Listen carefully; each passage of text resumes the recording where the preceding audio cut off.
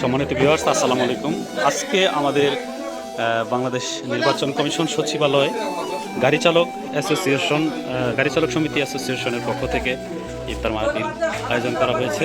আপনারা দেখতে পাচ্ছেন ইফতারের আগ মুহূর্তে আমাদের যে আয়োজন সেটি কিন্তু আমরা টেবিলে টেবিলে সাজিয়ে রেখেছি, এবং এইখানে আমরা যারা স্টাফ রয়েছে গাড়ি চালক তারা কিন্তু আজকে ইফতার করবো। এই যে আমাদের সম্মানিত সভাপতি সিনিয়র যারা তারা কিন্তু এখানে রয়েছেন।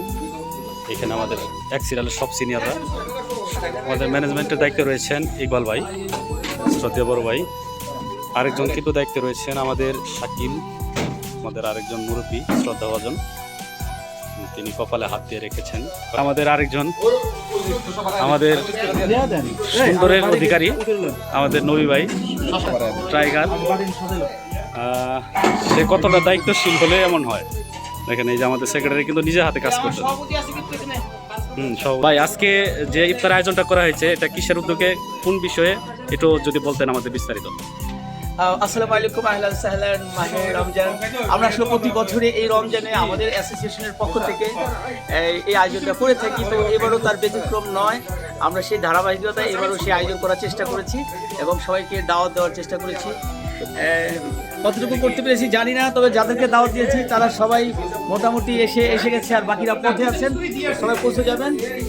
আমাদের মাঝে এই যে খুশির একটা আনন্দ অনুভূতি আমরা লক্ষ্য করতে পারছি।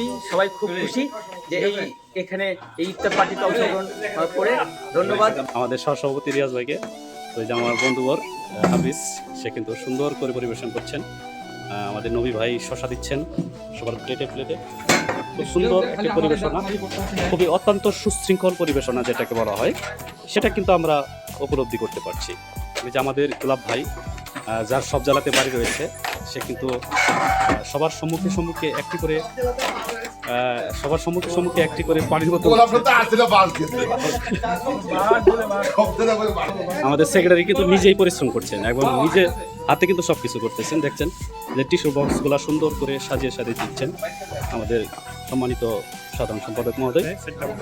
এখন আমাদের মাঝে আমাদের এই যে সিনিয়র বড় ভাই খান হেলাল, উনি হলো খান হেলাল। উনি আসলে অনেক সুন্দর কথা বলেন এবং ইসলাম সম্বন্ধে অনেক ধারণা এবং জ্ঞান তার আছে।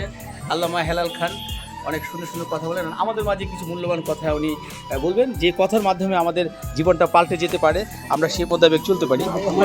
ধন্যবাদ।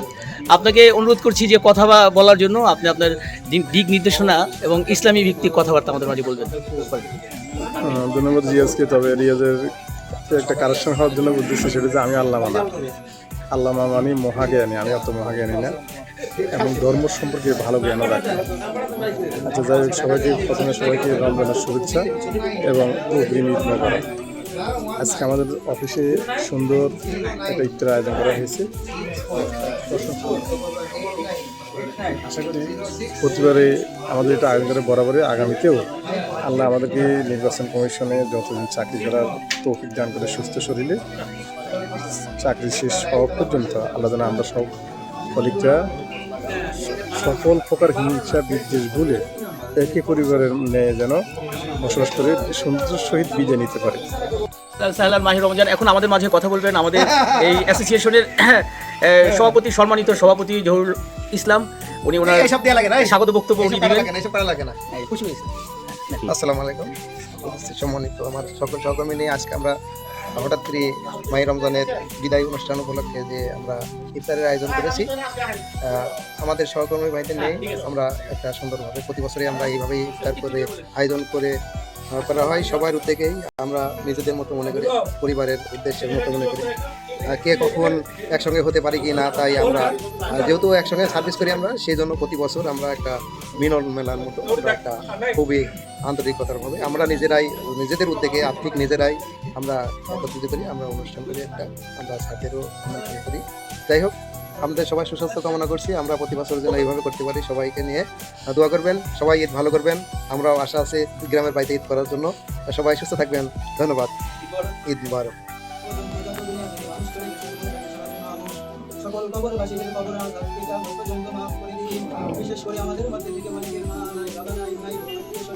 সকলকে ধন্যবাদ জানিয়ে আজকের মতো বিদায় নিচ্ছি। আল্লাহ হাফেজ, ভালো থাকবেন সবাই।